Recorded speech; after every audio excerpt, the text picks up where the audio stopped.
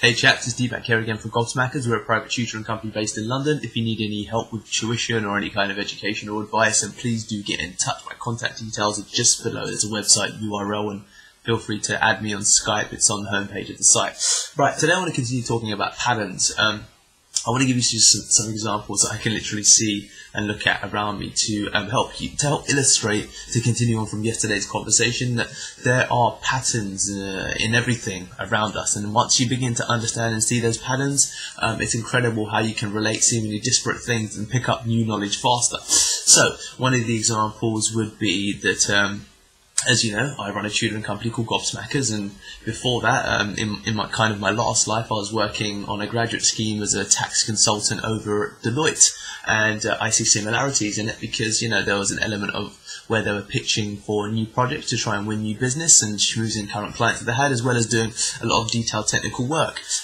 In that, similar to Gobsmackers in the respect that I guess there's some schmoozing that happens when you try and communicate and connect with new clients to build relationships, try and acquire new projects to win new work, and then, you know, I'd have tutors that technically deliver that work. So that's one example. Second example is that my partner and I have a little hamster that we own, and you know, it's not that different, and pardon me if you will, it's perhaps to stretch the kind of patterns that we're talking about, it's not that different from kind of raising a child, because some of the key fundamentals are the same. You have to feed it, you have to give it water, and you have to give it some kind of nurture and just attend to it on a daily basis. Let me think of a third example. I'm recording this on a Samsung, not the MacBook Pro, but rather a Samsung laptop, and I've come to discover that, you know, there's when you get something kind of pre-installed, whatever this kind of hardware may be, it comes with a lot of bloatware that you need to get rid of.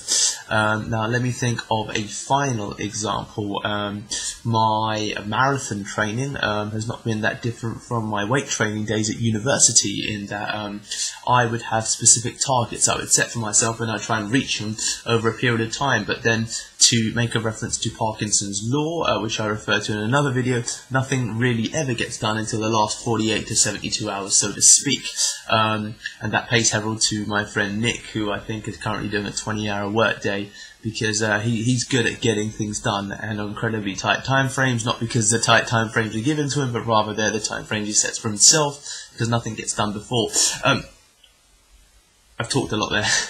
What I'm trying to illustrate is that in all of your communication, and, you know, in regards to the way that you learn, there are patterns in everything that we see, look and feel and do around us, and I encourage you to seek out these patterns, because as soon as you start coming across new bodies of information, you will have seen this before. I promise you will have seen it before, just in another form. And if you can find a way to relate it to old experience that you've had, then I promise you it'll be that much easier if you're trying to educate someone else by seeing these patterns. I hope that's in some way insightful. See you guys.